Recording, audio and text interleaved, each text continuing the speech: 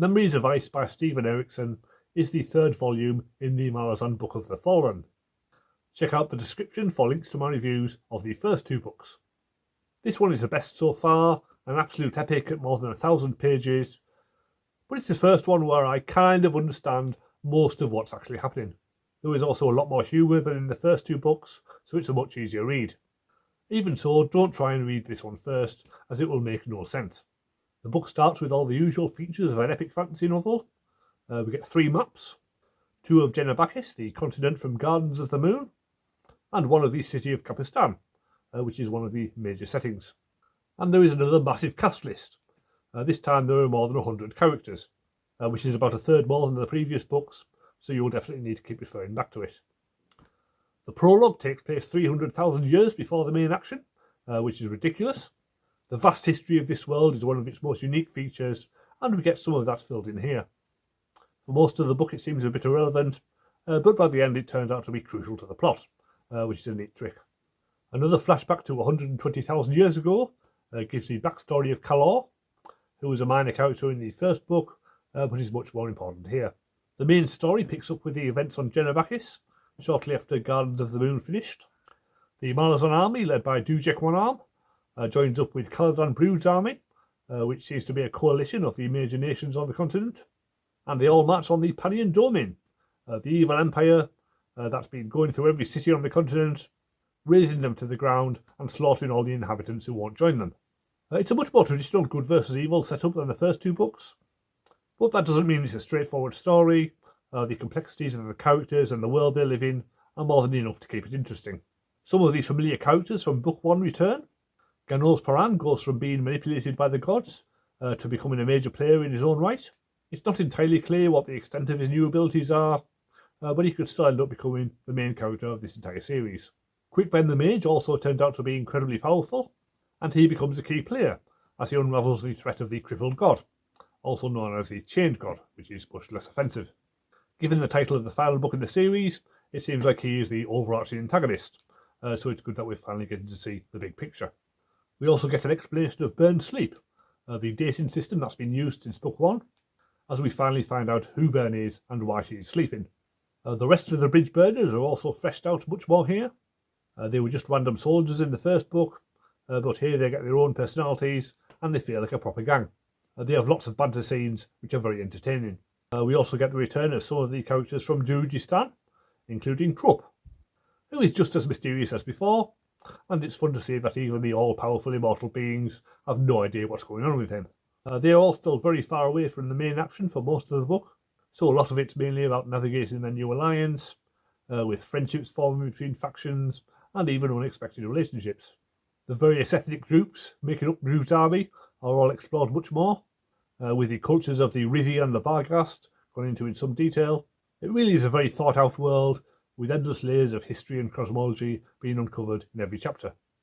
New characters are also introduced.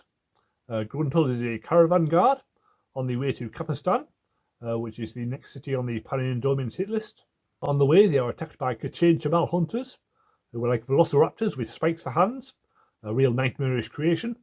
The caravan also contains the necromancers Borshelin and Brosh, who have their own series of spin-off novellas. They are fun characters who basically cause chaos everywhere they go. So I assume their own stories will be a bit more light-hearted than usual, and maybe I'll get around to reading them someday. In Kapistan we meet the Grey Swords, a mercenary company hired to defend the city, as it becomes increasingly obvious that their main armies will not get there in time to save them from the Panian Domain. Itkovian the Shield Anvil is the main viewpoint character, single-handedly organising the defence of the city against an overwhelming horde of thousands of invaders. It's a very powerful sequence, and in any other book it would be the finale, but here it's only halfway through. The odds against the city are overwhelming, but there is hope as both Grunter and Itkovian step up and become heroic symbols of resistance. Yet another group of characters starts on the south of the continent and comes at the Panian Domain from the other end. The main character here is Tok the Younger, who had a minor role in book 1 and presumably died, but here he is resurrected.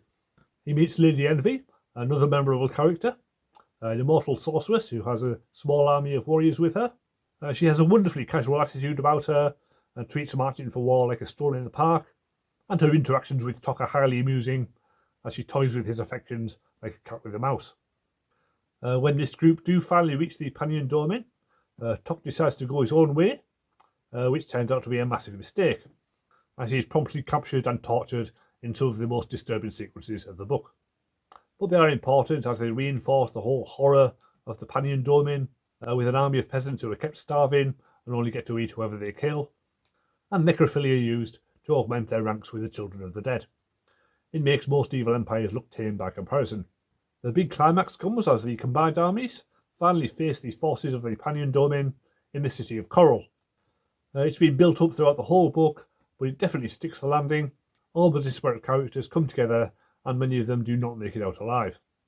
Some of them are brought back to life in new bodies, others get to retire peacefully, but there are still a significant number of casualties. It's a very satisfying ending. Book 1 left me mystified, Book 2 left me glad it was finally over, but with this one I can finally say I thoroughly enjoyed it. I'm beginning to notice a pattern developing, where in each book in the series teases events for 2 books down the line. This seems to carry on here, with Silver Fox and the Talani Mass heading off to a whole new continent to help out the locals, so I assume we'll pick up their story in Book 5, Midnight Tides. And yes, I do realise I haven't even mentioned those characters in this review yet. Like I said, it's a very big book. But before all that, we have the next book in the series, House of Chains. This carries on from Dead House Gates, with Paran's 2 sisters going to war with each other, so it's unlikely any of the characters from this book will appear, well, except for the ones who have learned to fast travel. I'll be getting to that later in the year. For now, I'm having a bit of a break from fantasy, reading a few Doctor Who novels instead, so they will make up my next book review, and House of Chains will follow in a few months' time.